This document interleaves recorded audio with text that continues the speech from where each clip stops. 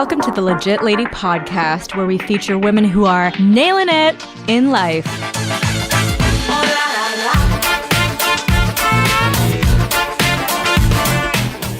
Hey, Legit Lady listeners, this is your host, Julie Federman. Thank you so much for tuning in to the podcast, where we feature impressive women to inspire the world.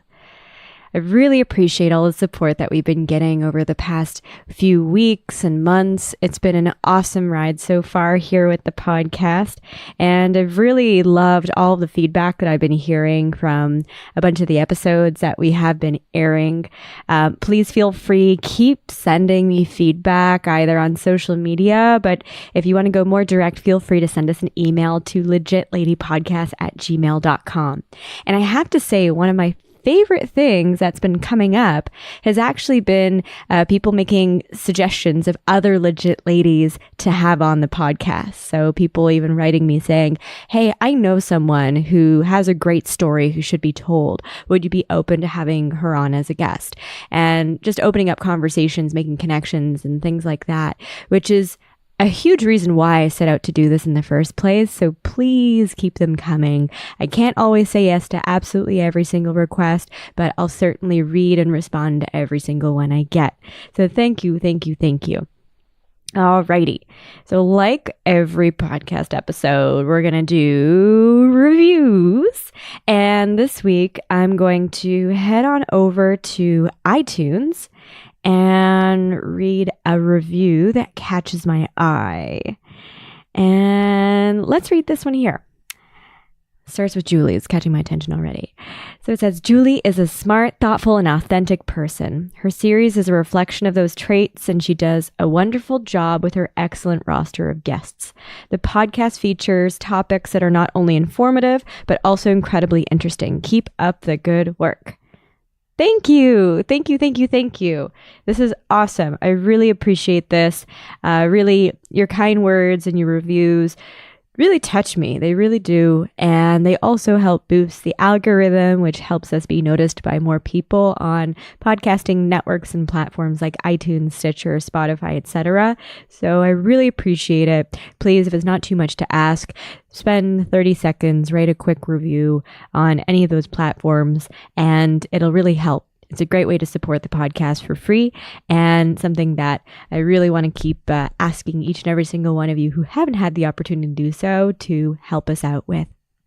And thanks so much for those of you who have already donated to keep the podcast going. If that's something that makes sense for you, if you have a couple of bucks to spare to help boost what we're doing here on the Legit Lady Podcast, a really great way to do that is to take me out for a virtual coffee. Now, what's a virtual coffee? That sounds really interesting. Virtual coffee is a great way. It's like an online tip jar, a great way to be able to help support the podcast financially if you happen to have $3 or so. And that's like $3 Canadian. So especially for those of you listening in the States, that is a deal. And the way to do that is to go to ko-fi.com. So it's sort of like a play on coffee, but it's ko-fi.com/legitladypodcast. ko-fi.com/legitladypodcast, because podcasting is not free, unfortunately. And so it's a great way to keep us going and motivated to keep sharing these incredible stories from these amazing legit ladies for many more months, and who knows, hopefully years to come. Okie dokie. This week's guest, I am so happy to have had her on as a wonderful interviewee. This week's guest has a career path that many of us might turn our nose up towards, even many of us who consider ourselves, say, feminist or pro-women, because it's a little bit less conventional than some of the other careers that we've already had on the podcast. But this is a woman whom I've had the pleasure of knowing for well over a decade. I've seen her kick ass, take names, and do all sorts of incredible things as her role as the head of Canada's longest running burlesque troupe. So not only is she been performing and dazzling people across stages all over the nation. But she's actually also a sex worker. And what I really admire about her, and especially social media has become a very central part of how we live, is she has been so vocal about her day-to-day work as a sex worker, because ultimately, as she goes into in a lot of detail, it's just another service job, and it's a necessary service job. And so her role as being a very vocal advocate for sex workers and sex worker rights has done a lot to help destigmatize and normalize that as a career. So not only is she a successful business owner, she's a sex worker, she's an incredible force to be reckoned with, a wonderful, inspiring woman. Please give a warm welcome to Contessa Cintra, aka Tanya Cheex.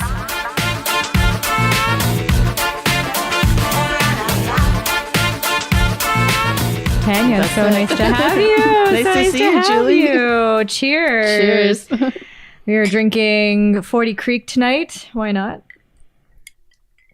It's a school night, after all. It is so nice to have you here. And honestly, you are a person I've admired for years in the work that you've done, and really excited to explore some of the areas that you know so much about.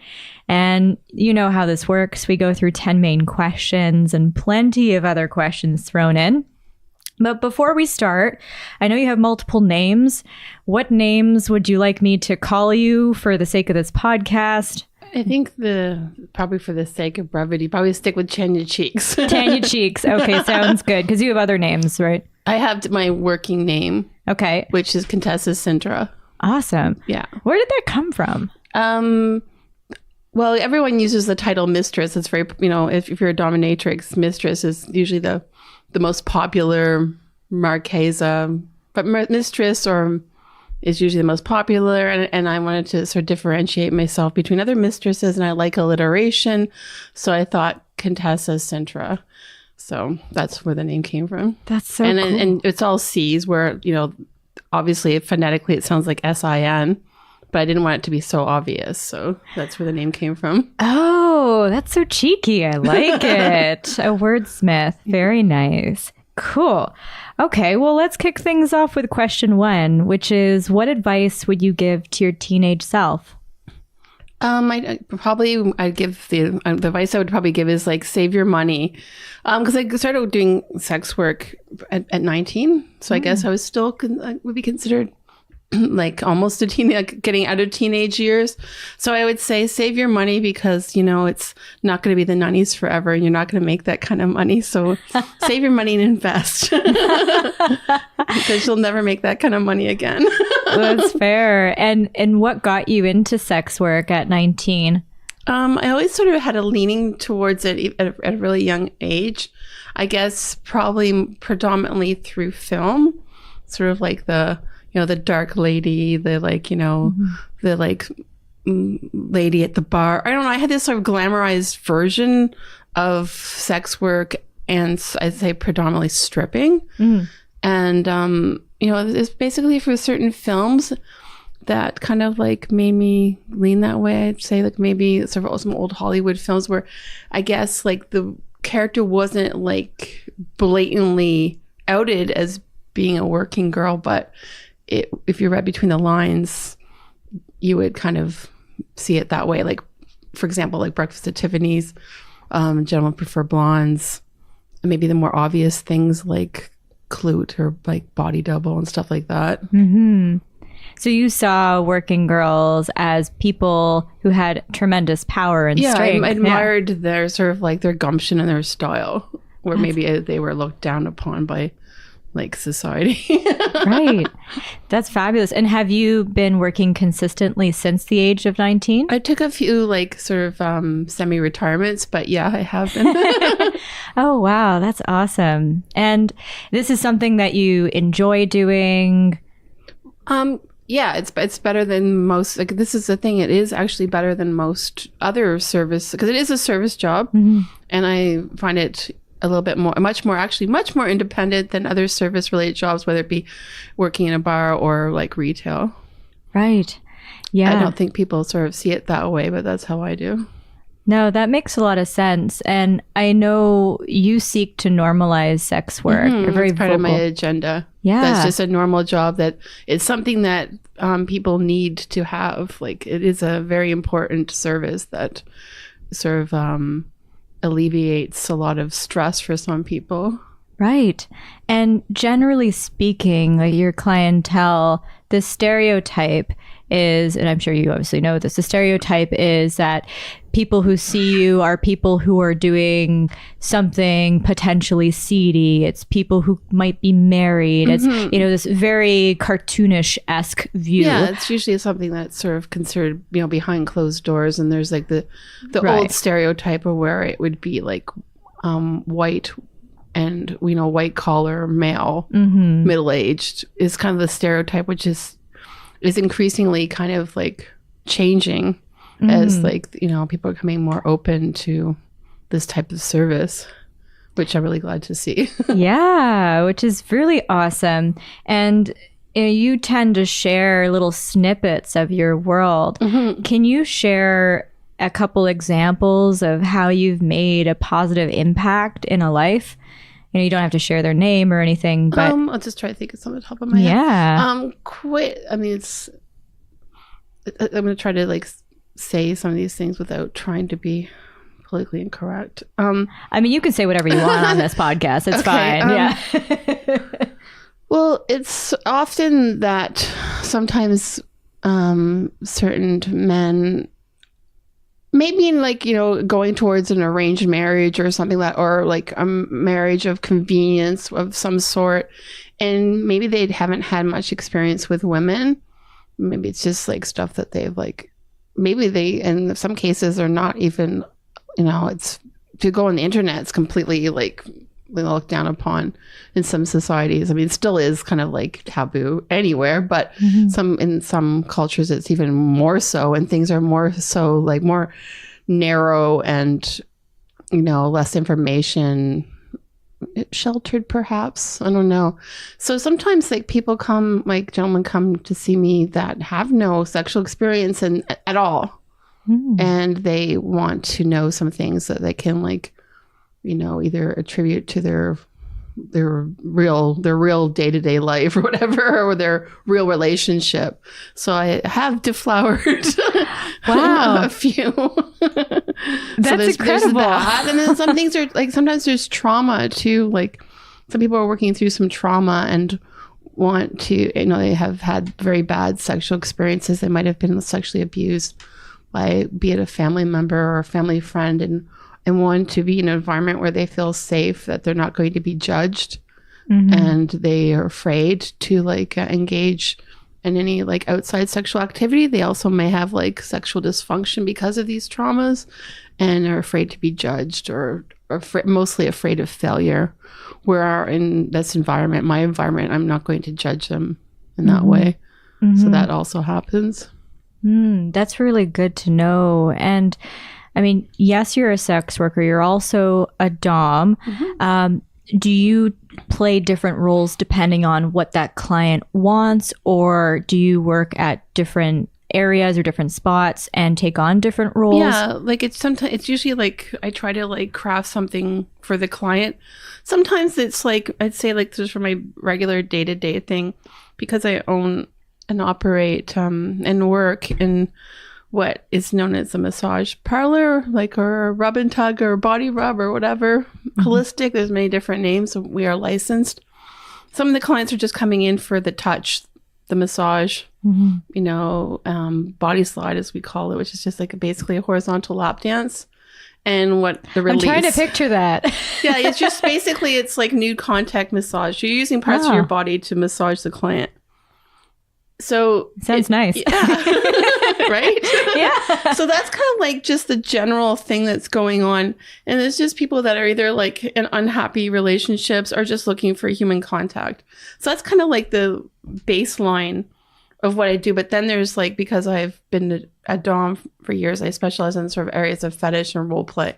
So people like, they usually give me some information and I try to work with that And I guess having a theater background like helps, because I do a lot of like sort of, because you have to kind of be quick on your feet about like what, you know, having a little, you know, improvised script in your head and try to make it interesting and not sort of stagnant, whether they're booking for a half an hour or like 2 hours or more. Can you give us an example of, you know, any of the themes of these types of scripts? Yeah.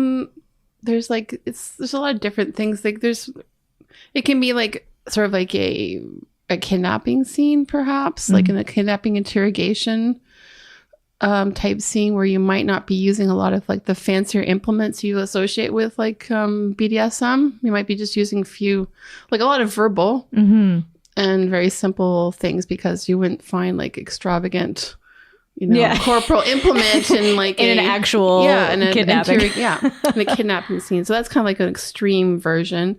But sometimes people are working through sort of like trauma that they might have had with a parent. So you might be taking on like the role of maybe a parent or, you know, a cousin or something like that, and sort of treads into sort of like somewhat incestuous scenarios. But you hope that this is just something they're working through, and this is just, I like to think that this is the release, and this is what's helping them, as opposed to acting out on certain like bad behaviors. It was interesting you say that. We've actually had another guest on the podcast who was formerly a dominatrix a bit earlier in her lifetime, and now she's like a life coach. Right, and they're very similar. It's true, and she was saying that a big part of the therapy that she does with primarily women who have suffered sexual abuse is in that role play, but very explicitly changing the ending of that particular scene that's playing out. So it's very cool to see that as a common thread. It is good. Another thing that I also dealt with on a regular basis is clients that are on the spectrum, and I believe, I haven't been told outright, but I kind of feel that maybe a counselor or caseworker or whatnot has referred us to them, because maybe like they're highly sexualized and they don't have a proper outlet. So that's occurred as well on a regular. Actually, I have a few regular clients that fall under that sort of category. That's very interesting. And you seem very experienced by virtue of the time that you've spent doing this profession. Is this something that you actively train peers on, or there is an education outlet to be trained upon? Because that seems like a really great use case for sex work. But I could see that a lot of people who've never had exposure to that, this could sometimes go terribly wrong, potentially. Yeah. But when such clients are coming by and they're not actually seeing me, I sort of debrief my staff like about their sort of peculiarities or things, you know, not to be alarmed, like that so obviously like it's very important for my staff also to feel safe, right?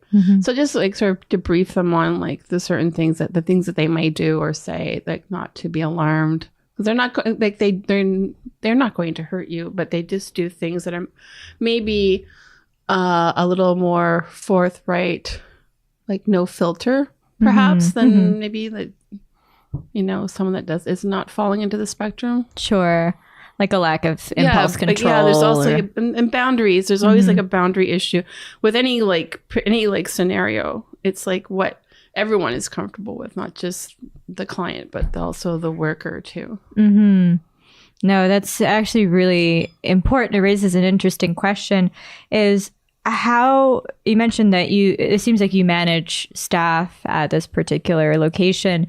How do you maintain a level of safety, considering it seems like people will walk in, they'll book appointments, and then what happens after that is closed door.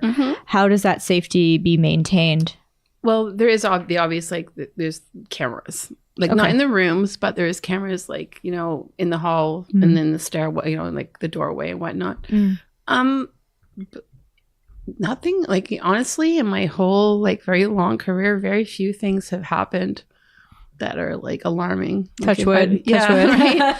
Like it's usually, And I think it's because that they're already in a vulnerable position coming there, that their sort of guard is down. Like usually you can sort of diffuse this situation pretty quickly. Just, you know, like if something is uncomfortable, it's just like you tell them to leave, and they're naked, like, so they feel vulnerable already. You're like, you don't get your clothes back. Yeah, I don't like dealing with people under the influence of any substance. Do you turn people down? Yeah, I do if I think they're too like inebriated. Also, our business hours are like generally 11 to 9, so we're not dealing with people usually that are like intoxicated. But it does happen. You kind of have to gauge. Is this just kind of like a little bit of, you know, happy drunk, or is this like maybe go home and go to sleep it off drunk? Yeah, you know? There's that spectrum. Yeah, right. No, that's fair. That's understandable. And before we go back to our official questions, just to wrap up on the advice you would give to your teenage self, have you started saving money? Yes. Okay. And it's around, because I was semi-retired. I'm back working for, I think it's going on 4 years, but I was semi-retired for about 10. And so I got myself out of debt, going back to work, and now I'm like looking into buying property. So I probably could have done that way long ago, but I was way more interested in buying fancy clothes and partying.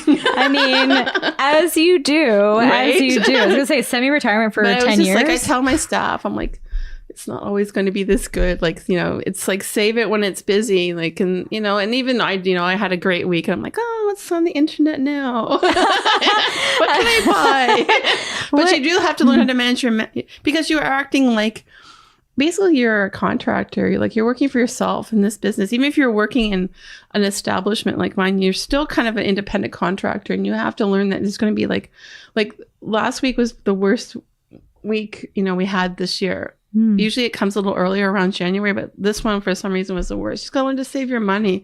You have to learn all those skills, like, because it's not going to be there maybe next week. Or maybe all your regulars decided to like come in on the same couple days, which seems to happen all the time. And then they're not there next week. Right. So yeah, money management is very important. Yeah. I mean, you guys are entrepreneurs effectively. Yeah. So no, that makes sense.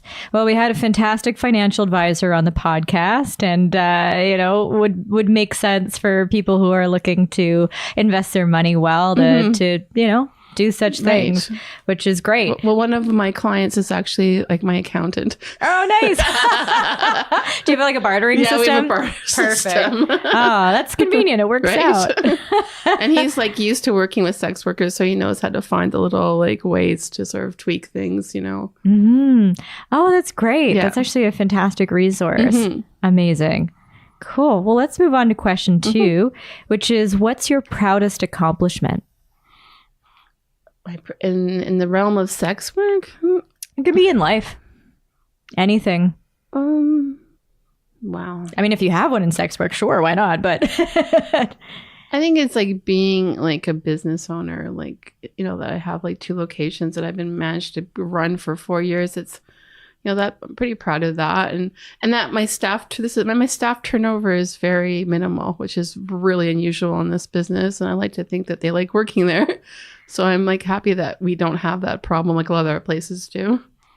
what makes a reputable or great place to work at? Well, I think, like I said before, like it's like recognizing boundaries and that everyone's, especially in sex work, everyone's boundaries are different, and not to put pressure on people that may not have the same level of restrictions as the next person. Mm-hmm. So everyone feels comfortable and they'll feel like they're competing, sort of like taking down the level of competition and not make them feel like that they're that way, because that's where things can get really nasty. And I've seen it working at other places that weren't my own, where it can be really like nasty and all those like sort of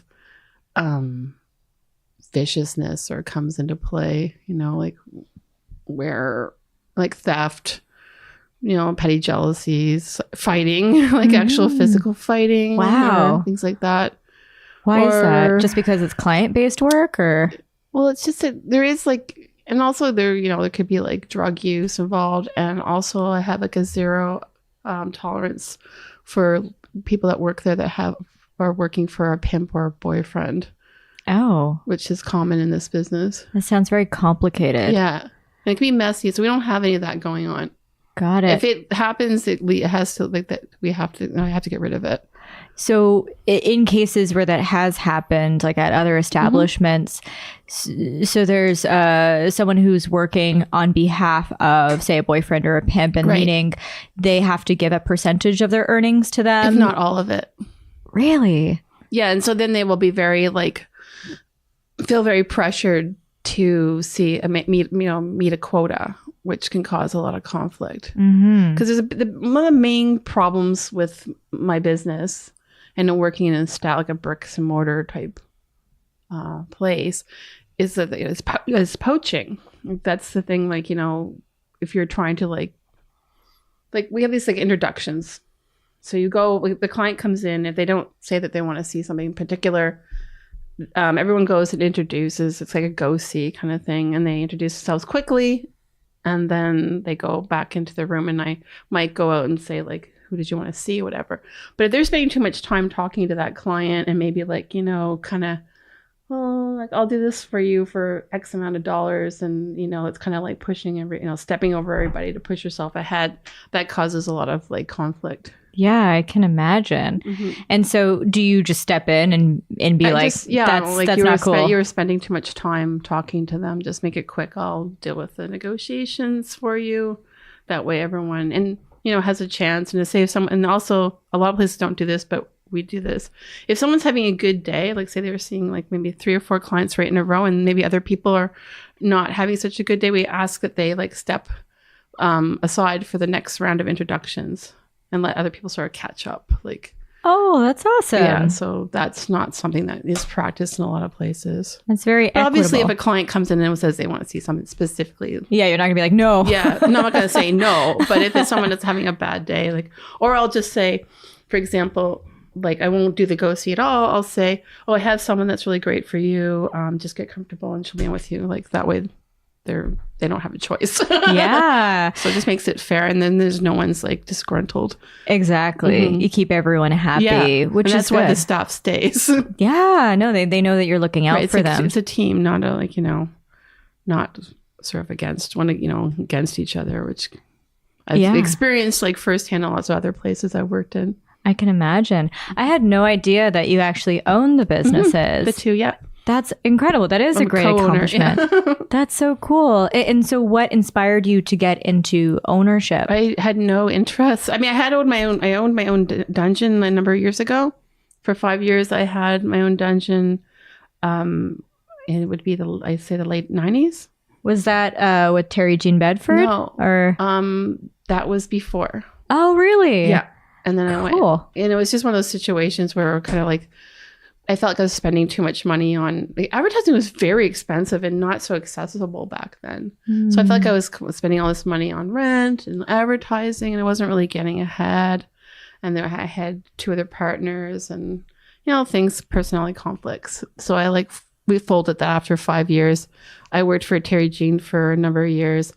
Patricia Marsh, went independent, stopped kind of doing it when I was in a long-term relationship. Right.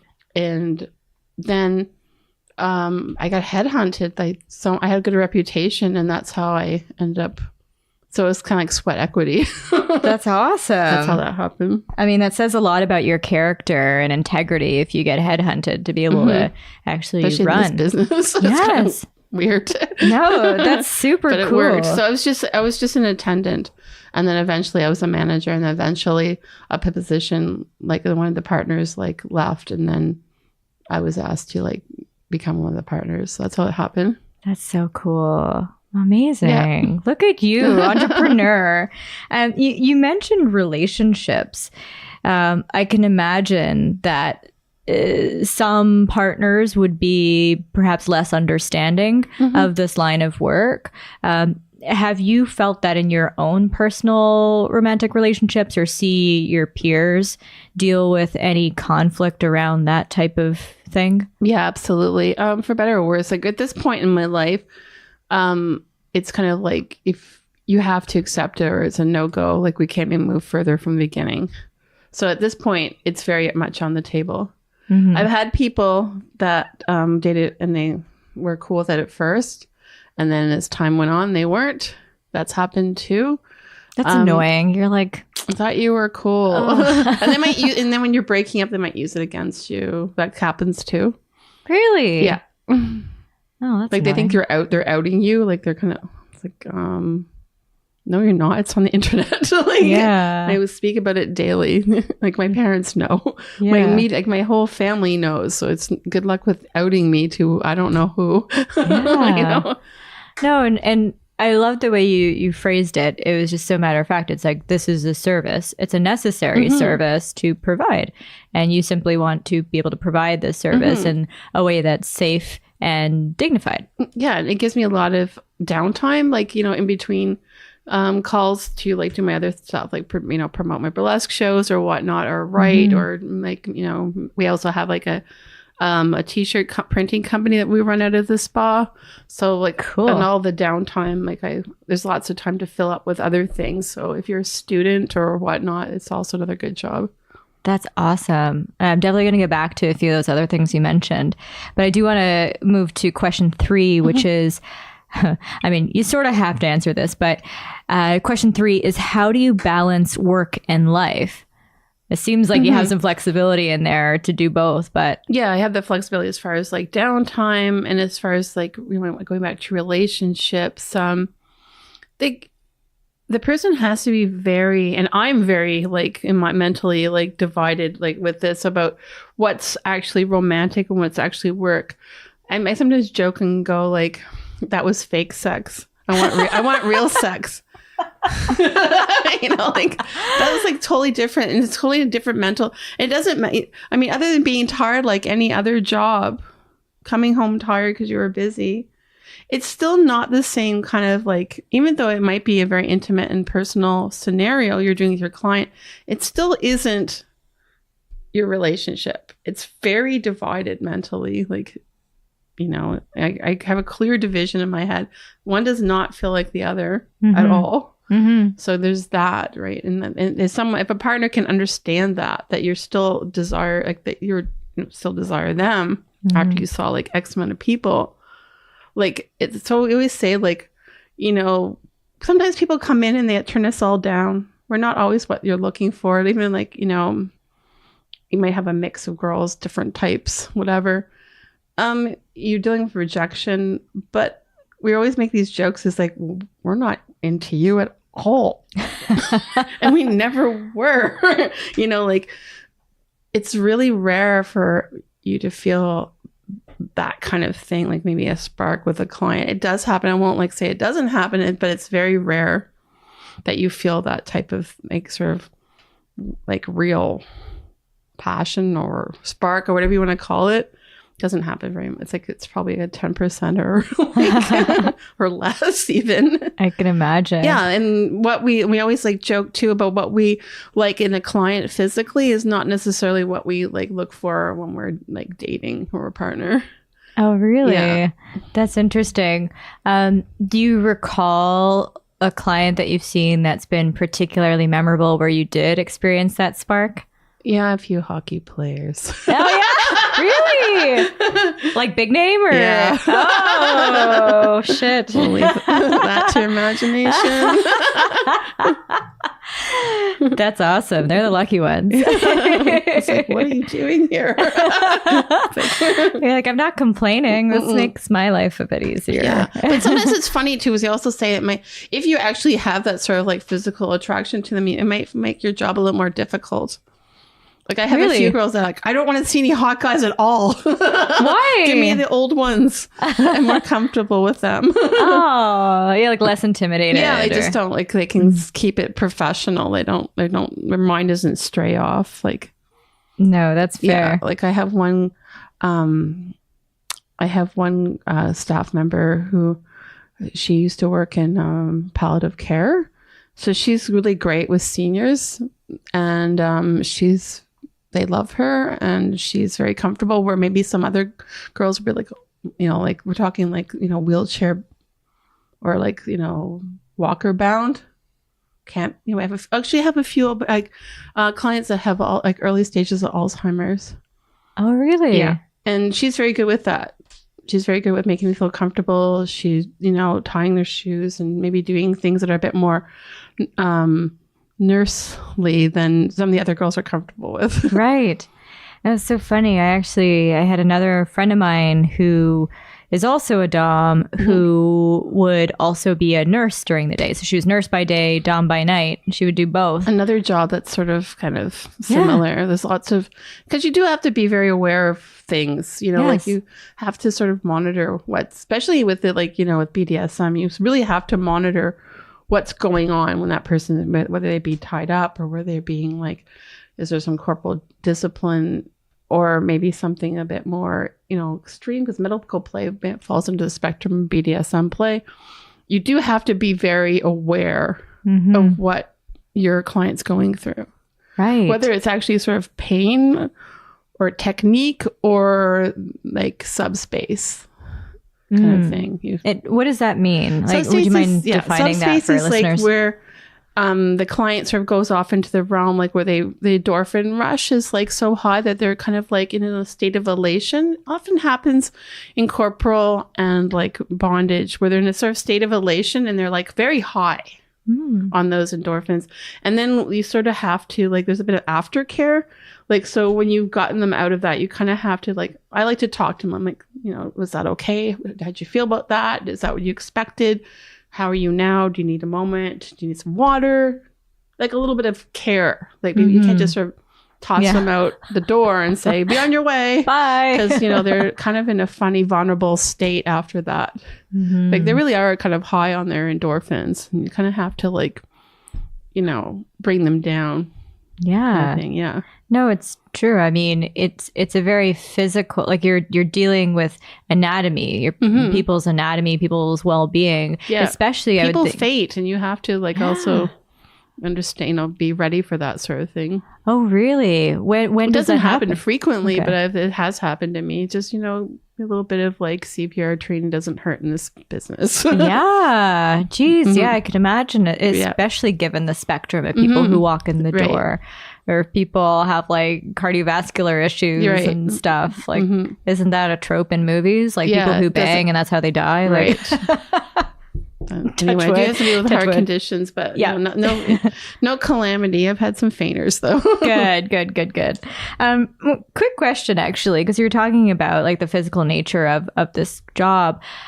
How do you go to work in this type of work when you are just not feeling sexy? You are maybe on your period. You're either in pain, like you're just physically not feeling your best, but you have a job where it is entirely body related. Well, it's interesting because I suffer from endometriosis severely. So, and I actually found that this job is easier on me than a lot of other jobs because I'm not on my feet all the time because it's, it's sort of an increment of like appointments. Right. That I have a lot of, downtime that I can sort of not be. Like, I'm not, like, someone's not running me ragged like if it was retail or like bar work, which are the two other things I've done in my past. I'm not like expected to be running around like that. You do have to like still kind of have to, because I feel so lousy, I kind of like almost go the opposite.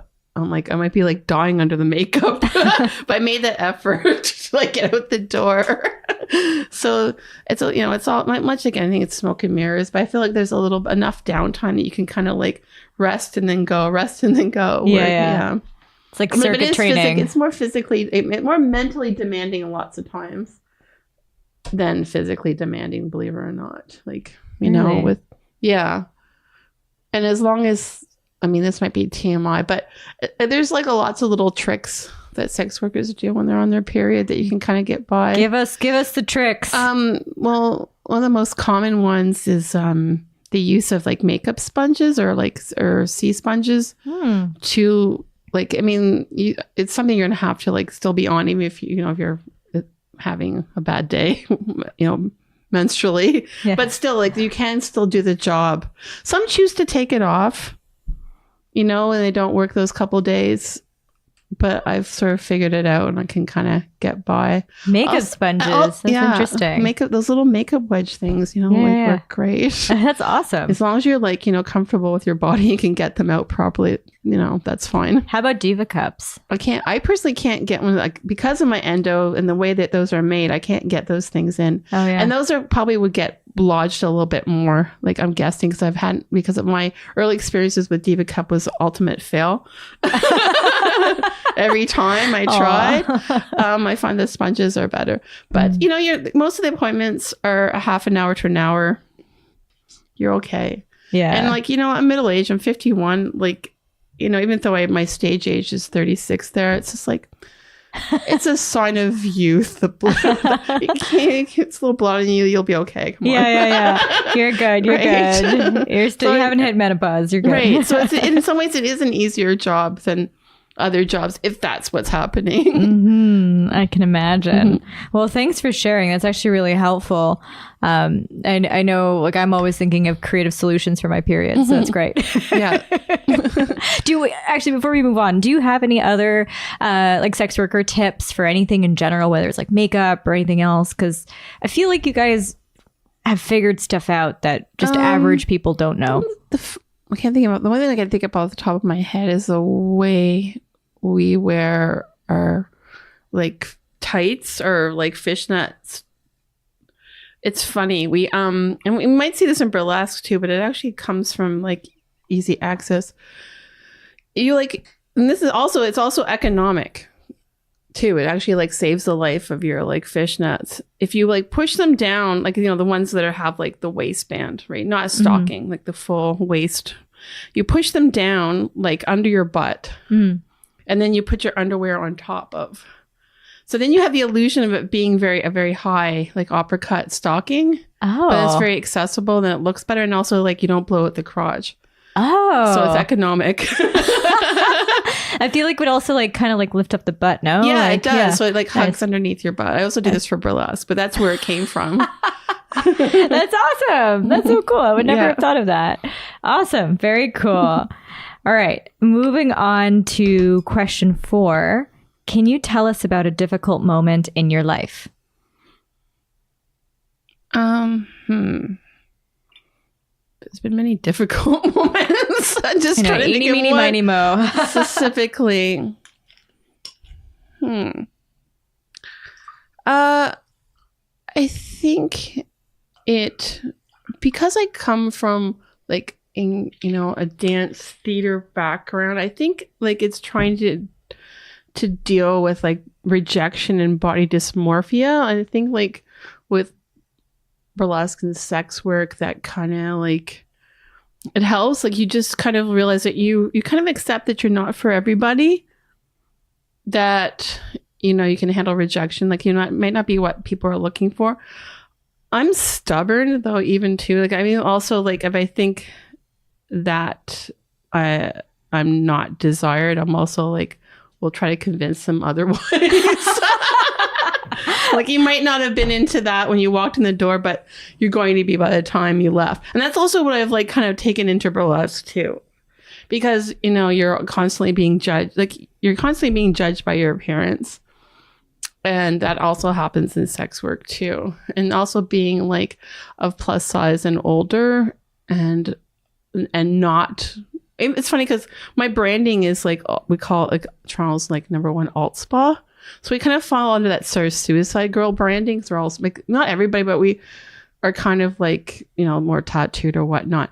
But I say even the people that look like the girl next door, they really are girl next door. They're not the porn version of girl next door. They really are a student with glasses and and nerdy. Right. That's more our brand. That's the other aspect of our branding, as opposed to sort of more punk. So it's create your own brand and make it good, and then that people will want that, and even if they didn't think about it initially. So I think that's an obstacle that I've tried to get through most of my life, because of being rejected for. I had a little brief career plus size modeling when I was a teenager. I didn't even want to be a model, but I kind of got thrown into it because my grandma, I was taking dance and theater, and my grandmother was concerned about my appearance. And the funny thing is like that she threw me into modeling because she thought it would help me, and I ended up excelling at it. I was the top of my class. And I was like the only one that got the jobs upon graduation, even though I just didn't even want to do it. But I did learn stuff from it. I enjoyed it. Like once I was in it, I enjoyed what I was doing. I mean, that sounds like a whole lot of acceptance aside from rejection. When you mention rejection, and it makes a lot of sense, like with the type of work and experience and hobbies that you've been involved in, like it seems there's a lot of it. Was there a specific instance of rejection that really cut deep for you, or that really gave you pause? When I started, there's been a lot of little ones. I can't say there's like been really one huge thing. There's just like a lot of little ones peppered throughout my life. When I started like stripping too, even tattoos weren't popular in stripping, and definitely the alt look, like, you know, was not a thing. Like you kind of had to fall under sort of like this sort of very narrow category. Like it was the 80s. So you kind of had to look like this sort of like heavy metal fantasy thing, which I had a bit of that, but I was more the darker, you know, I had dyed hair. And I had a few tattoos, and I was increasingly getting more of those. So I was constantly being, and, you know, my weight would fluctuate, you know, even though I was like pretty, like in like too tiny for my size at that time, my weight would still fluctuate. And I get flack from my boss all the time about, oh, you look like you put on some weight there, huh? You know, that kind of stuff. And that would kind of sting. Like, thanks. Like, great. Thanks. Yeah. Yeah, there wasn't like a really sort of a body positivity movement at all back then. And you kind of just had to like fit into this little, like, you know, narrow thing. And I think that's just kind of like the thing that's been my life is trying, you know, this not fitting into this kind of narrow perception of what beauty is.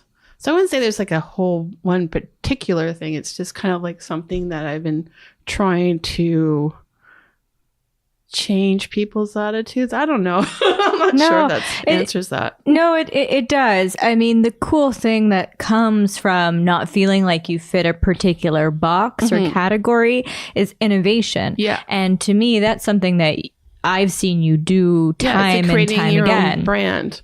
100%, but also challenging people's perception. Like what you said before, you're like, I might not be what you think you might want, but by the end of this, you're going to be in love with it. Right? Like, you know, I've seen it's changing people's perceptions. Exactly. Like you head up the longest running burlesque troupe in Canada. Now the world. Oh my gosh. Wow. 21 years. 21 years. Yeah. Wow. Skin Tight Outta Sight, which is a huge accomplishment, but even your own personal acts that you've done have ranged the spectrum of creativity. You know, everything from like Sea Monkey, right? Sea Monkey with bedazzled vajayjay to like giving birth to tiny person on stage practically, to like all of these really innovative, cool ideas. So for me, it's so inspiring to see you flourish from that perceived rejection. Side note, curious, what's your favorite or most memorable act that you've ever created?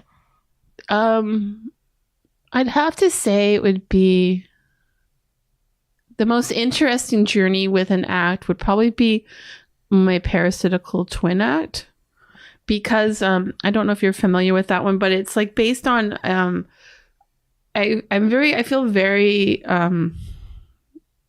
identify or with sideshow like performers, because they're kind of considered outcasts, and they had to create their own community, you know, and through whether it was like disability or, you know, physical appearance. So there was like a famous like sideshow performer, Myrtle Corbain, and there was a famous photograph of her where she's sitting like on a chair and her legs are kind of spread, and it's Victorian time, and she's wearing like the typical striped, you know, the lace up boots and the typical striped stockings of the time. And then there's like a tiny identical legs in between her legs, you know, because it's a parasitical twin, but she has them like in the little lace up boots and the stockings. And it was something about her pose that, you know, was like kind of a no fucks given kind of photograph.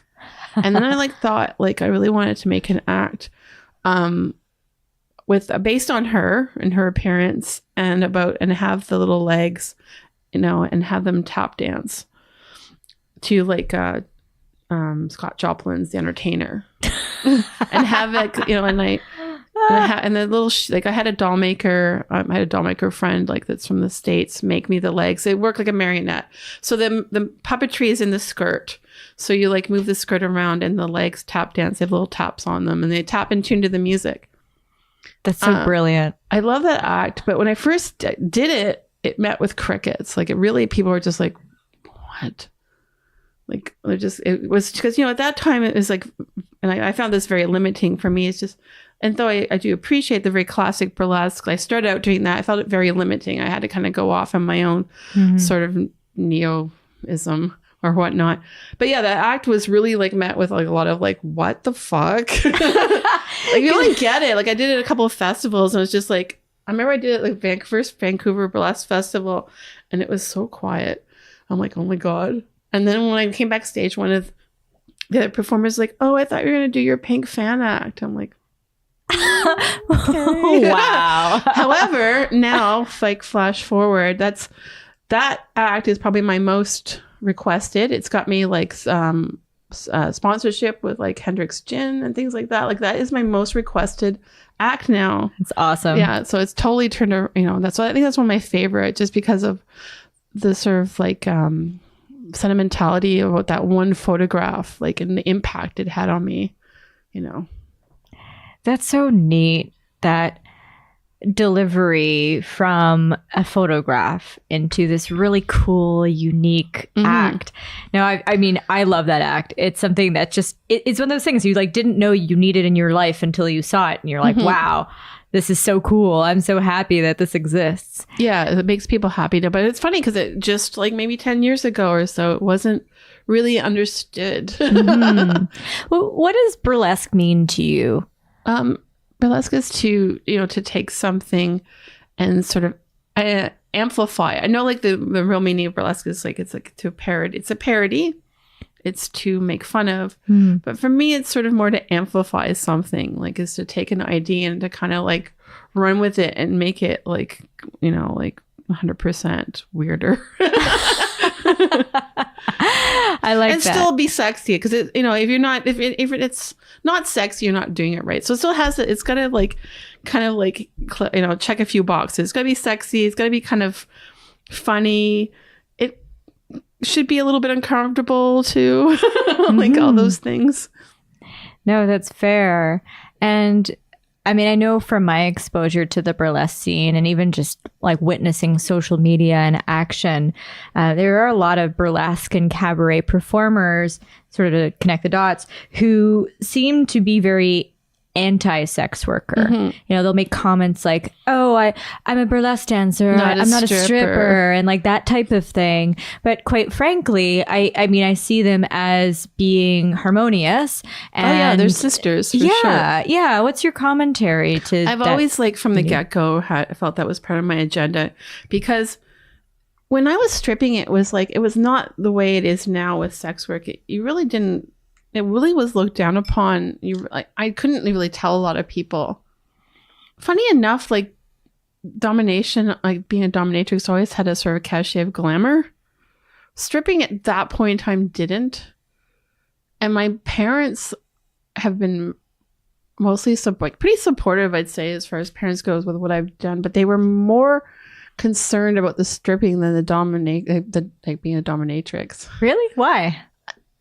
I think my mom just thought I was she didn't my mom knows what I do, but she doesn't think about the finer details of it. She kind of has in her head what she wants to believe, even though she knows. So I think with stripping, that you were out there in the public doing these things, but with domination, BDSM, fetish work, you're behind closed doors. There is a misconception that it's not sexual, but that's untrue. Because there's all kinds of different things that fall under the spectrum of sexual services with domination. So there is sexual contact, and so that's a total. And I've met a lot of girls that tell their partners or family that they're a dominatrix and not a full service sex worker, because they feel it's safer and more accepted. But it's like people don't, like, the general public maybe are not aware that body worship is a big part of like professional domination, which is, you know, there can be, you know, a lot of nude contact, water sports type, you know, things. There's a lot of things that fall under things that people are not really aware of. And sorry, what is body worship? Like, just for people who don't know. Okay, so like would be like the most common thing would be like foot fetish. Okay. Which, you know, but then there would also be like, you know, face sitting, and that's very intimate, you know. And there's usually like, I mean, you can be face sitting on someone like fully up with a latex outfit on, or you can be face sitting on someone completely nude. So there is a lot of contact, and there, like, you know, there's also, you know, even dominatrixes look down on full service sex workers, but there is a way, and you know, every women know this, there's a way to administer a sexual act in a dominant fashion, whether it be a blowjob or just standard, you know, intercourse. You can still administrate that in a dominant fashion. So that's kind of a misconception. But yeah, like what I'm saying was the stripping was kind of like it was kind of I wasn't open about it when I started doing, because it was looked down upon. And yeah, so it was, even when I came into burlesque, it was like, made me really uncomfortable that people were saying that, because it's like burlesque was stripping, like that is what, and it was considered risque and illegal, and, you know, and all these things, like when it was like, you know, in its golden age. So I keep on moving away from the microphone. No, it's okay. But yeah, so that was it. It just changed through the years, like the language or the actual performance changed, but it was the same thing. So it really made me uncomfortable when people were like, I'm not a stripper. It's like, yeah, you are. You're taking your clothes off for money. You're not making maybe as much. I was gonna say, you don't really make much money, but you are taking your clothes off for money. You are supposed to be titillating. It is called teasing. So, you know, they're not that far removed from each other. So that kind of language really it's to this day still bothers me. That, you know, it's like you know, it's in the perimeter, like it's like a broader thing, whatever. It's not, you know, it's not like, you know, and I'm also against people like sex workers that look down on street prostitution. Like that bothers me too. It's like, you don't know what, you know, what happened to this person, or what means, or maybe they're fine. You don't know. Maybe they have no pimp. Maybe they have a good pimp. But who's for you to judge? Like, you know, but there is that, I call it the hoarchy. The hoarchy.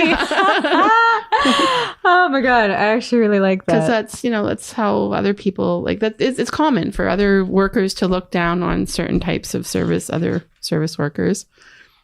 Yeah, when I was doing a bit of research about like sex work legislation in Canada as an example, there was quite a few cases that came up, and there was some quotes that popped up. One from Natasha Falle, and she's a former sex worker, and she mentioned, in her opinion, she said, I don't know where she got the statistic from. She's like, 97% of prostitutes are not engaging in prostitution by choice. And they become very conditioned as such. And like hearing what you're sharing, I mean, this seems to go in direct conflict. I know. There is like oppression, but there's oppression in other jobs. Yeah. There's oppression in, you know, in like great oppression in clothing manufacturing. You know, there's like all kinds of, you know, like almost every job has some tier of being prostituted in that sense. I can say 100% that my staff in my 2 locations, about 14 to 16 staff members, everyone that is there because they want to be there, you know, and yes, traffic, all these bad things exist, but they exist, you know, in all kinds of different like jobs. You know, you could have a bad partner that's forcing you to go to work to support their bad habits. That's still pimping. If you have some, you know, a partner maybe who has a bad drug problem that is like forcing you to go to work to support their problems, that is, you know, also like that's pimping in my opinion. No, you're totally right. I mean, and there's a lot of people, you know, talking about having a job against one's choice. There's a lot of people who work very boring corporate jobs. They're miserable. And they're miserable. Exactly. We get some of our clients come in and they're just like, they're they're so miserable about their like corporate jobs that, you know, and they're in a better economic bracket than most, but they're absolutely miserable, you know. And a lot of people are living a lie, especially you'll find that more in sort of BDSM. They might be living a lie that their partner doesn't understand. Like either the partner doesn't understand their fetish, or they're not forthcoming about their fetishes or their desires because they can't for whatever reason. So they are living lies. Like, so they're miserable too. Like it's, you know, it's across the board. It's not just sex work. There's all kinds of different things, you know, occupations. And I mean, and that's where, I mean, I see sex work as being such a necessary job, because for many people in this world, this is their safe space. This is the place where they don't receive judgment by people in their life, where they can express themselves fully and be their real selves. So, and you know, many marriages, like, you know, I've talked to a lot of my clients and they have not had any like sexual relationships with their partners for maybe 20 plus years. wow. But they still like can like function, you know, like it's not like completely miserable. It's just that part, that aspect of it's not being taken care of. Like they can still be fine, be each other's best friends, you know, run their household, you know, go to do their jobs, and everything else is fine. It's just that that level of intimacy is no longer there anymore, you know. So there's that too, right? Yeah. And, you know, unless you're sort of like an asexual type person, I mean, most of us need some degree of intimacy and physical touch to feel fulfilled and feel happy. Right. We can talk ourselves out of it really, really nicely. Many people do, but at your core, you're not getting fulfilled. Yeah. Okay, well, this is an awesome conversation. I want to make sure we can get through some of these questions. I have so many questions to ask you. I feel like we could be talking for hours. But question 5 is, who or what inspires you the most? I think originally it was my grandmother. Like I didn't touch on this, but when I was talking about how I got into this, but my grandmother, like, she was a model. A catalog model, and she was like from France, like south of France, and she immigrated with her career to Boston and became was a catalog department store model in New York, predominantly Saks Fifth Avenue. She was very eccentric in her attitudes about women and sexuality, and she was kind of like how somewhat untamable force. Like she was definitely a matriarch situation going on. She's the one that got me into all these old Hollywood movies. She also had gone to many burlesque shows and knew like some of these legends, like my name, and she knew like how they dressed, what they did, what they wore, how they walked, and she would demonstrate this stuff to me when I was really young. Like, go grandma. I mean, some people would be like, oh, shame on grandma. My mom sometimes, and my parents are hippies. Were. My mom sometimes would be like I know my mom thought some of her behavior was like a bit inappropriate, but it didn't really go too far off left field. But there was some, like, you know, sometimes she'd buy me these crazy negligees like for Christmas, and my mom would not put it under the tree. She'd be like, after my other more conservative grandmother and family would leave, my mom was like, Granny got you this. It's like the R-rated present time. That's fun. And I'm like, that's great. This is way better than socks. Yeah. And she was just very like dramatic. Looking back, I think that I wouldn't say that my grandmother, but there was probably some incident. I got this sense that there was some incidents where my grandmother was kind of working. I don't know. Like she had many, like she talked about all these gentlemen friends, like whatnot. I don't know, but there might have been more sort of like, you know, kind of like more of the sugaring situation, like where like extravagant gifts were exchanged for things. I really got this sense that this was going on from an early age, and she kind of like made me watch, not made me because I wanted to do it, we'd watch these like old Hollywood movies together and stuff like that. So she was definitely inspiration as far as that went. And I got it in my head to like throw a strip tease like a whole performance in a friend's backyard when I was 8 and, choreographed the whole thing, charged admission. And my mom and dad were kind of like bemused by it, but a little bit kind of like they're worried about having to sort of like damage control the rest of the neighborhood. But they thought it was kind of funny. And my mom was like, where in the world did you get that idea? Like, what are you? I'm like, Granny. And my dad's like, knew it. When in doubt, blame Granny. Yeah. Right. So there was that going on. So she was like a big influence, like, important to me. And also like Terry Jean Bedford was very important. And she's, very like, because I worked for her a number of years. I'm very close to her and her family. She really created a family atmosphere, which is something that maybe doesn't exist much in sort of like working in these types of houses or whatnot. But she really created a family environment. And obviously her trailblazing as far as like being an advocate and taking the Supreme Court of Canada to task about prostitution. Rules and legislation. So I'm tongue-tied right now. But anyway, taking the Supreme Court of Canada to like task on prostitution rights. Rules and regulations. Yes. I know, it's hard to say. Yeah. So anyway, I really admire her a lot. Like she's a very strong and intelligent and interesting woman. So I'm really like, I feel like privileged that I got to work with her for the sort of last 5 years of her professional life. Mm-hmm. It's interesting. All the sex workers whom I know, they're all very much that. They're all very intelligent, interesting, driven, very layered people. And I'm like, man, I don't understand why there's so much stigma. Because it's the oldest profession, the most frowned upon profession, and there is a lot of bad things that exploitation and stuff that are attached to it. Sure. Yeah. But when done appropriately with the right kind of management and safety, and that's why I never understood the whole version to legalization and regulation of something like this. The more safe and acceptable it is, because it's going to exist one way or another. This is where Sesta Fosta has failed. Yes. Dramatically. Let's talk about Sesta Fosta.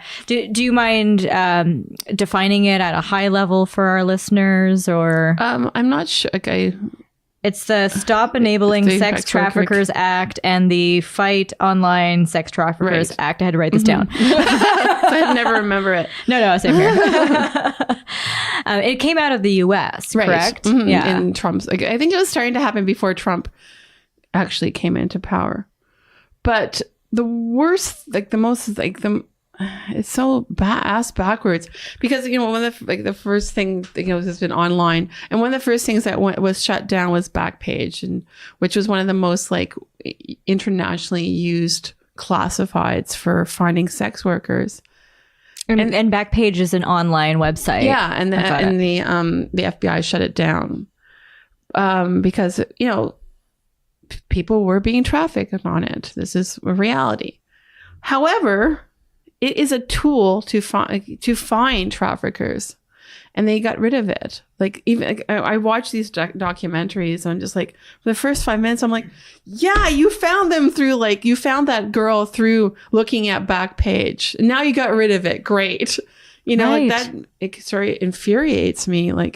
It's for good or bad. It's that, that tool is it was also a safe way for people to screen, and it put a lot of workers on the street that couldn't advertise anymore. We're bricks and mortar. So it's, we had a good reputation and we didn't suffer that much, but I saw a lot of my independent sex workers suffering because they didn't have that platform anymore. But it's just mind boggling. It's that, how do you have to be hit over the head even harder to realize that that tool is how you found these girls that were runaways and being trafficked or, pimped out, and you got rid of it. Good one. Thanks. Right. But it's also attacking certain other things. It's the trickle down effect of that too, which is also damaging. Where for example, different things PayPal, like my free cams, like, cam modeling stuff and things like in Patreon and all these other sort of things that people are making money are being like shut down, websites and whatnot. And what it does is it forces like a certain percentage of women out on the street where they will be unsafe and they will be pimped out. And it's creating more of a problem than, solving it, which is like infuriating to me.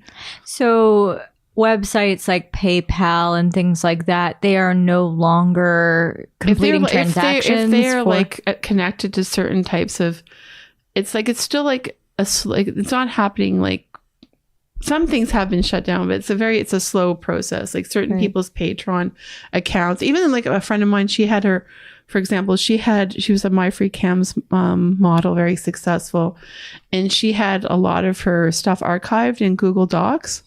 And those got deleted.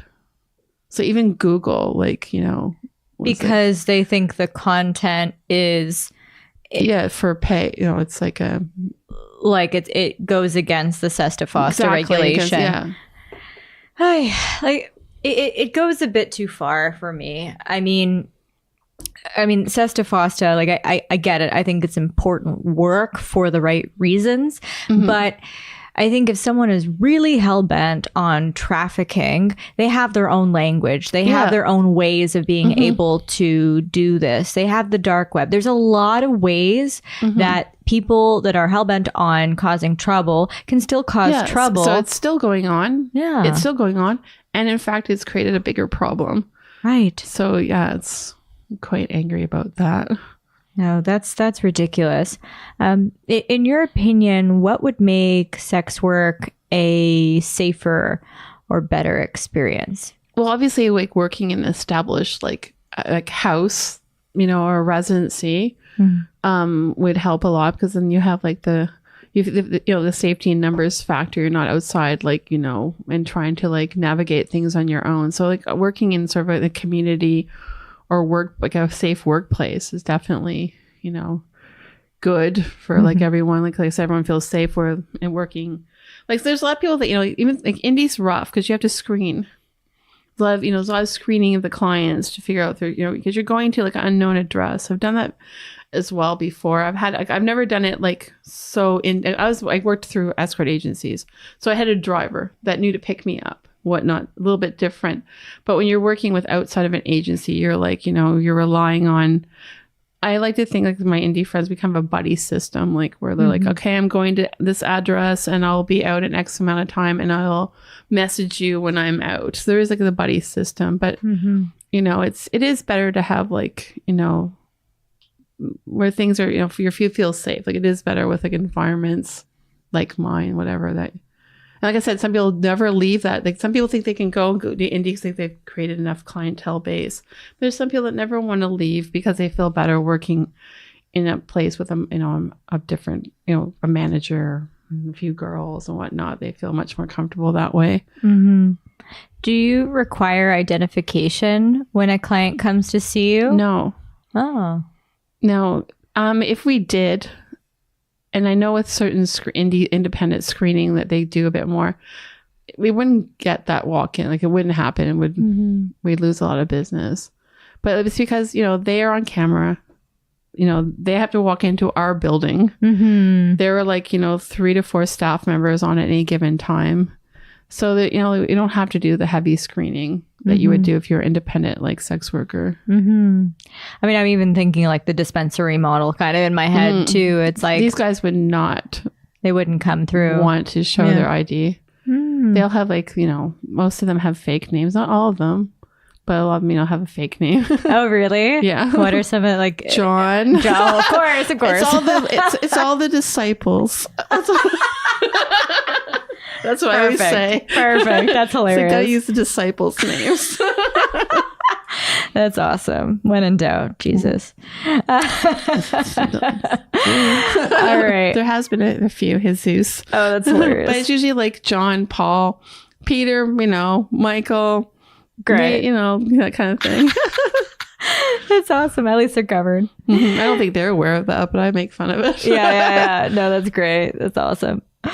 Okay, question 6. What is the most adventurous thing you have ever done? in this realm. It can be life. Doesn't have to be sex work. Since we're talking about this topic, I'm having a hard time kind of like making my brain like leave this sort of this realm. I feel like you've had such an interesting life, though. You've done so many things.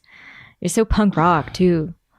I know, but I just sort of take that stuff for granted. Like, it just kind of is, you know? I know. But you're like average people, average boring people don't live that life. It is. So I don't know. Like, I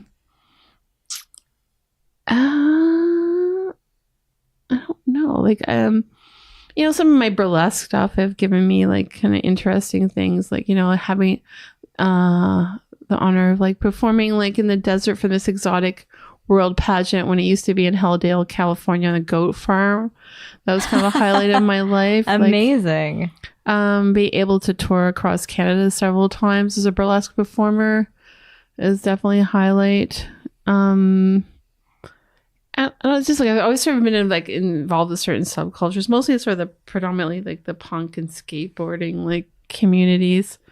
I mean, we did all kinds of crazy things. I don't really think that's just the way it was. Like, it just is. What type of things would you do? Like, can you describe a little bit about the punk and skate scene? I mean, it's always sort of about more or less the music. Like, you know, I mean, it is a way of probably not so much now, but a way of channeling like sort of like teen angst. You know, like the aggression of like, you know, the pit or whatnot. And like also like sort of the like I don't know, the fashion's always been sort of attracted to me, you know, attractive. I mean, it has a cachet of sort of like juvenile delinquency. I'm way past that. I'm like senior punk now. Like, but I don't know, that sort of like renegade behavior has always been like attractive to me. I don't know, it's just like recently, like one of the people I got to work with in the early days in the 90s, like we used to make a lot of money. Like, used to make $500 an hour as a dominatrix. That is like, it's not even close anymore. Oh wow. But it used to be like crazy. And I had way too much money and way too much freedom, and would go to New York and like work in these insane, like elaborate dungeons, you know, like in the financial district of New York.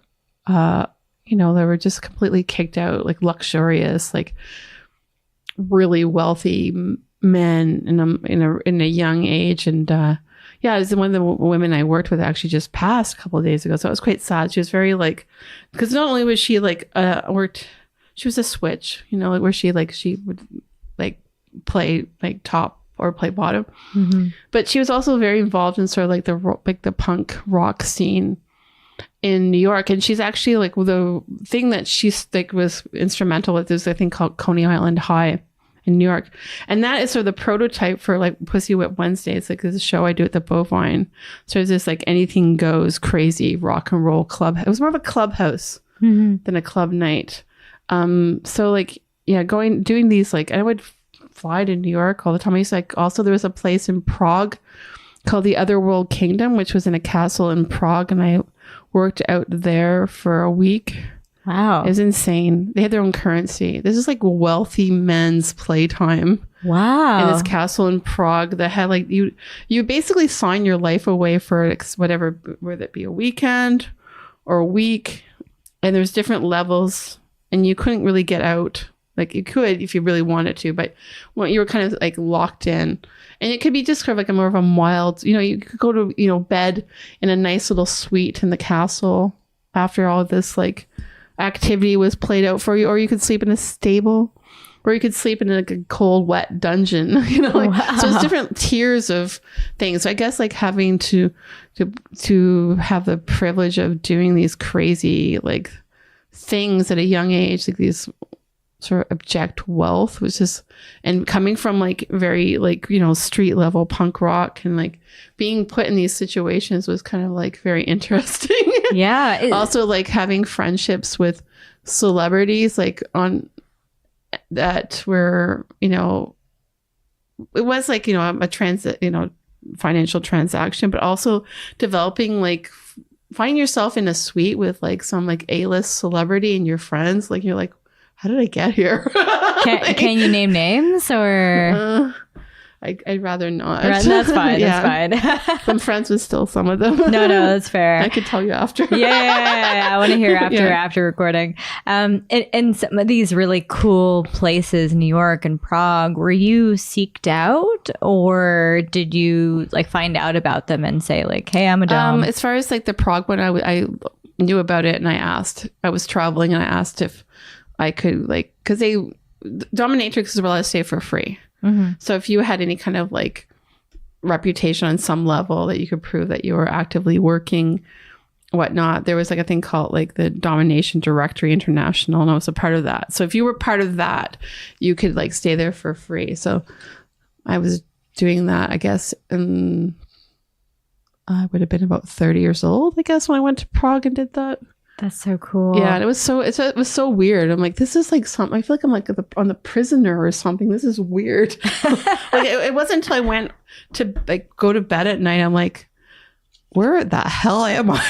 Yeah, because it was like 24/7, like living like in that kind of like female superiority environment. Right. No, I could only imagine. It was very surreal. Oh man! I think they went bankrupt, but you can look them up. They have a wiki entry. Yeah. There's still some.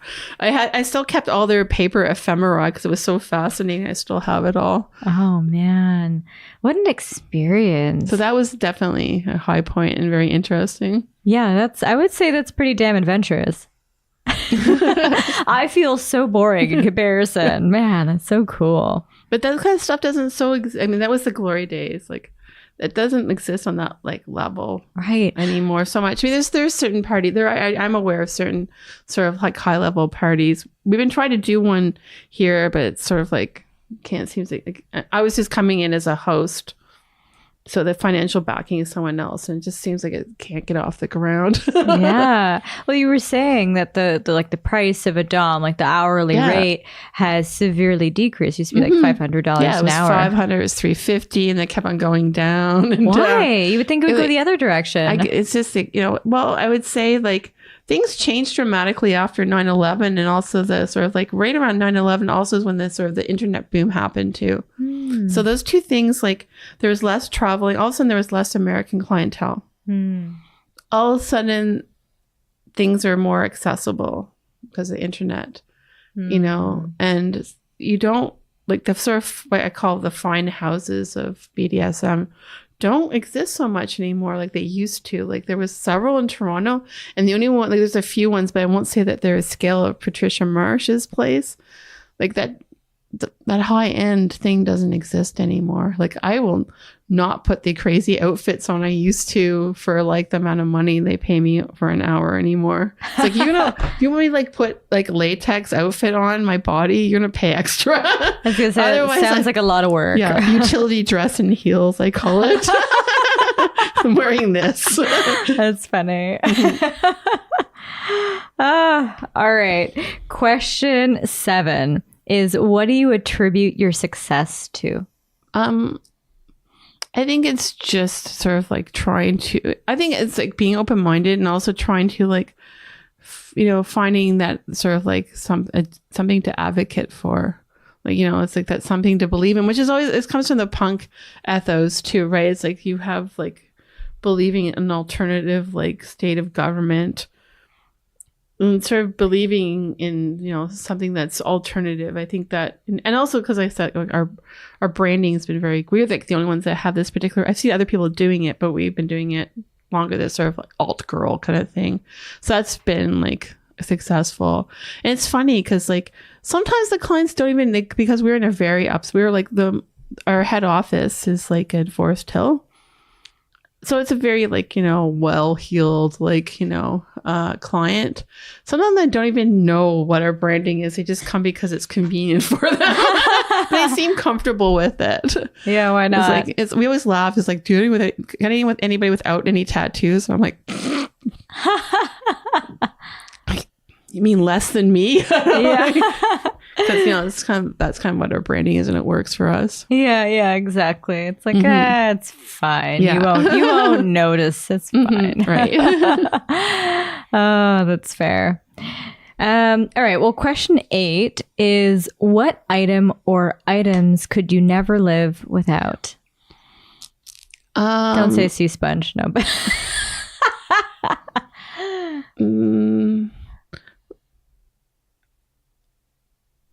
Red lipstick and my kitty collars. It makes it sounds like so.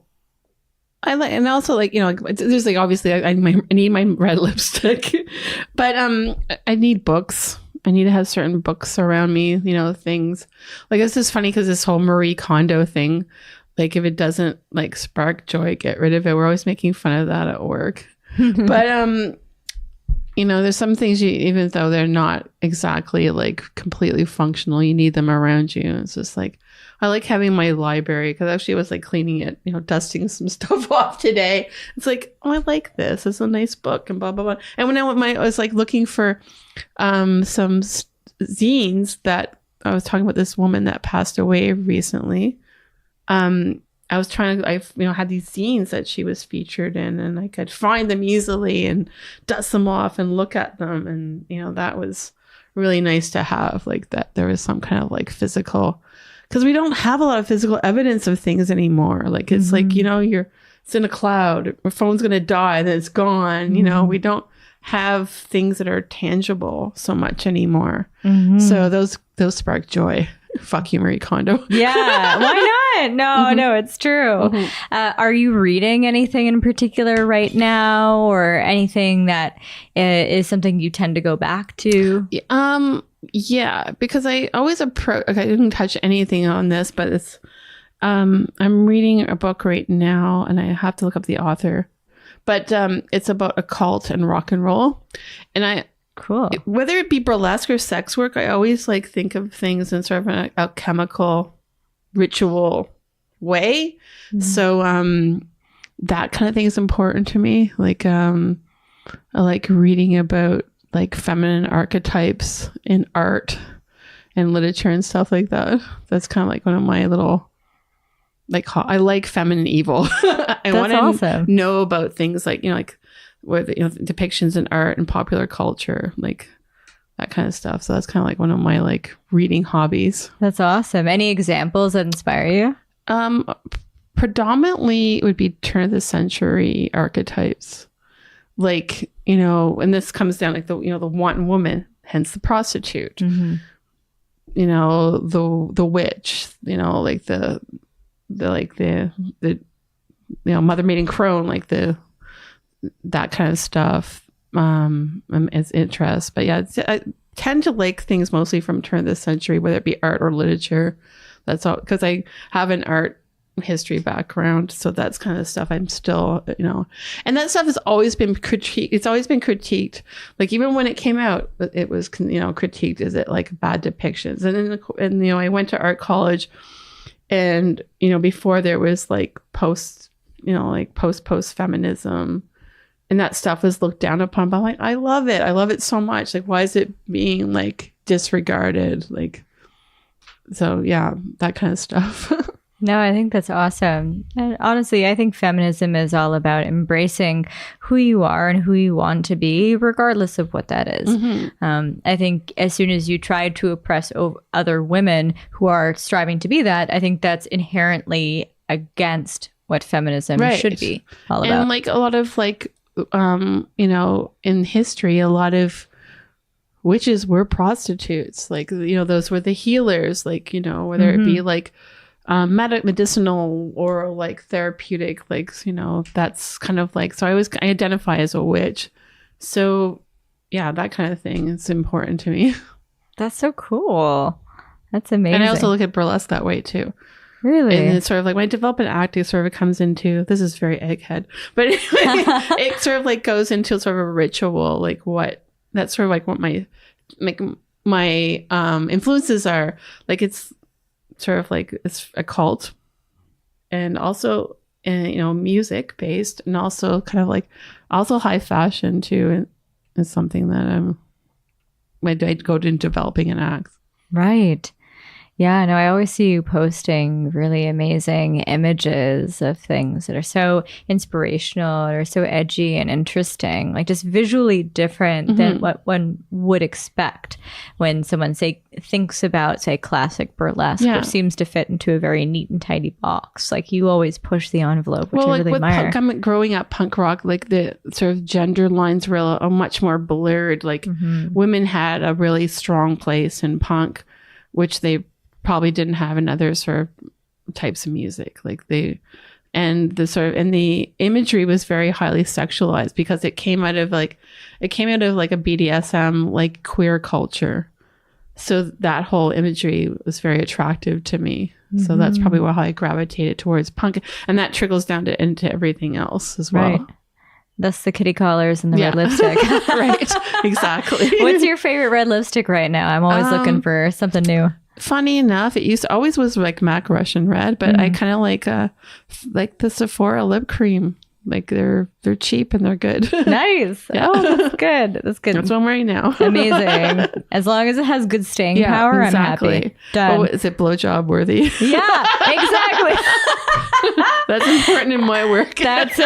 I always have this habit of like coming into the office like after a session, and I'm making some grand proclamation, and I have like blowjob face. Like it's like I always have to look. I'm like, don't go in there and make some grand statement when you have like lipstick all over your chin.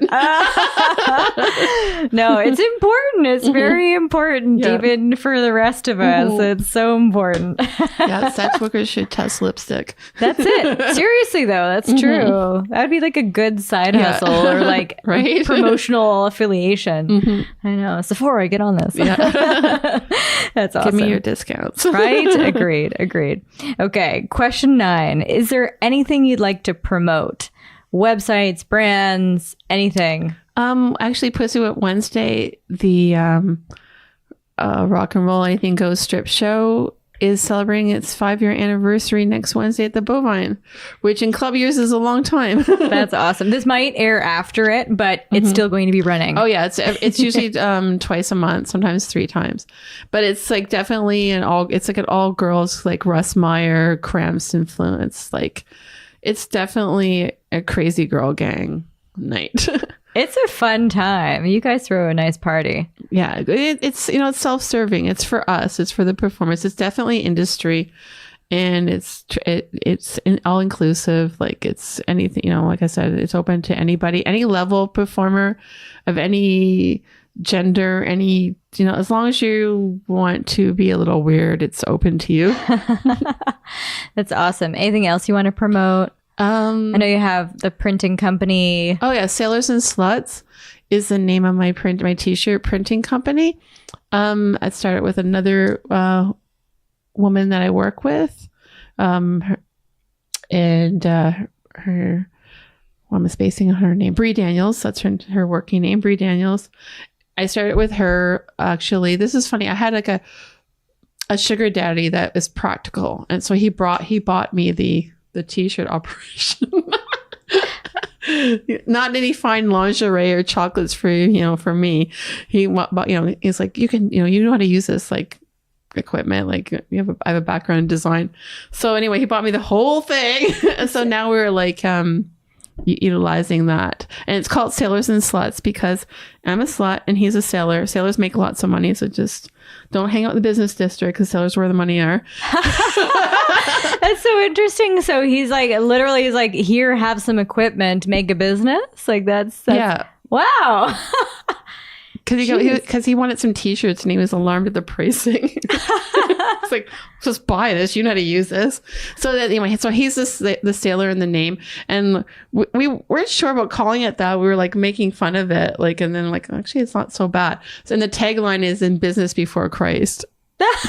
Because Sailors and Sluts existed before Christ. That's hilarious. So that's where the name comes from. So yeah, we do but I thought the name would be limiting, and it's not. We've done stuff for Cirque du Soleil. We've done things for the Discovery Channel. The name people just kind of laugh at it. Yeah, so but your prices are good. Your product is great. Mm-hmm. Done deal. Yeah, so that's what we do when we're not doing the other stuff. Yeah, your downtime. Your downtime. And then anything for you personally that you want to promote? I think that's the main things, like got biblical burlesque coming up in April. I have to look at the date. It's Sinful Sundays. And that we've been doing a long time. And I don't know. I can't think of anything else. No, that's good. And speaking of promotion, like when I was doing research on you, like you've been all over and you've been featured in so many incredible forums. But the one that always makes me laugh is you were on the Tom Green show. And I'm sure this has come up a few times. But how did that come up? Like, how did you end up on the Tom Green show of all places? I used to work for an agency that was like a party promotion. And you know how they kind of I used to be a go-go dancer, still am, I guess. Mm-hmm. But I worked with a group of go-go dancers that were kind of quite a few of them worked from Electric Circus. Mm-hmm. I miss Electric Circus. I used to love watching that. When there was an event, they wanted girls to, their dance and to look a certain way. So I worked for this company, and I was in charge of hiring the talent, the girls to dance myself, and I also had I repped a latex company called Skin that's based out of the UK, which is actually where the Skin Tight Outta Sight burlesque troupe name comes from. Because when we started, we used to wear latex, and I always thought the name was really stupid, but I couldn't get rid of it. So that's where it came from, because the company was called Skin 2 Latex. I never knew that. That's why. That's so cool. There's nothing to, it sounds like we're a bunch of hard bodies or not, but that's where the name came from. And it just went on for too long for me to change it. Right. So this was sort of the genesis of that. So we were basically pretty girl filler for these, a lot of movie, parties, cast parties, after parties, whatever. So it was, the party was for the Studio 54 movie. With Mark Wahlberg and Mike, what's his name? Austin Powers guy, Mike Meyer. Yeah. Anyway, so it was the after party, the big industry party for that. And my boss is she always who should we invite? She has many resources of inviting whoever she wants, whatever. And I'm Tom Green, and he was still at cable access at that point, but he comes out of this skate culture, which is where I come from. Mm-hmm. So I was already well versed in that. And she's who? So I lent her the VHS of the Rogers show, and she loved it. She thought it was really funny. And incidentally, he was working on something in Toronto, and she got in touch with his agent, and she sent over a bunch of his favorite things and sent a photograph of me and whatnot. And his agent said, yeah, he'll go, but can he be her date? And that's how that happened. Really? Yeah. Oh my gosh. And then we became friends after that. That's awesome. That's so cool. Yeah. And so, he was very quiet, which is weird. I guess there's the Tom Green, that's the, the persona. Entertainer, and he was very shy, and I kept bugging him and stuff. And his agent was well, you should go on, you should come on his show. And so that's how that happened. And they paid for me to spend the weekend out there and to film his cable access show when we were still friends. That's how it happened. Yeah. You're all right, well, if you're paying my way, why not? Right. And this agent was he's terrified of you. I've never seen him like this before. That's hilarious. Right. That's almost a compliment yeah. for you. Good. So that's how that happened. Oh, that's funny. We've been friends ever since. That's all. Do you still stay in touch? Yes. Oh, really? Yeah. That's so funny. Mm-hmm. Yeah, because I haven't seen anything that he's been working on lately. He just did Big Brother. But he does his stand-ups very successful, and it comes into Toronto. I missed the last time, but the time before that I went and saw him. I think it was at Yuck Yucks. Nice. And yeah, I heckled him for a while. That's good. As you should, yes. As a good friend should. Cool. Well, let's wrap up with question 10, which is, what is a lesson you learned the hard way that you'd like to share with our listeners? I feel I kind of may have went through that at some point in this conversation. You've shared a lot. Just like, I think like to reiterate just the whole, I think of finding your, like just working with what you have, and creating your brand, and not to feel like that you are, less than, and just, work with what you got and make it special. Well, you certainly do. And it's been an absolute pleasure to see you grow, to innovate, to mind boggle, and absolutely slay it. Thank you so much for being Julie. on. It's been a pleasure. Thanks for listening, everyone. Find us on Facebook at Legit Lady Podcast. That's LEGITLADY Podcast. And on Instagram at Legit Lady Podcast. On Twitter at Legit Lady Pod. That's Legit Lady POD. And please rate and comment on iTunes and anywhere else you get your podcasts. If you love what you hear, share it broadly and proudly. Thanks, everyone.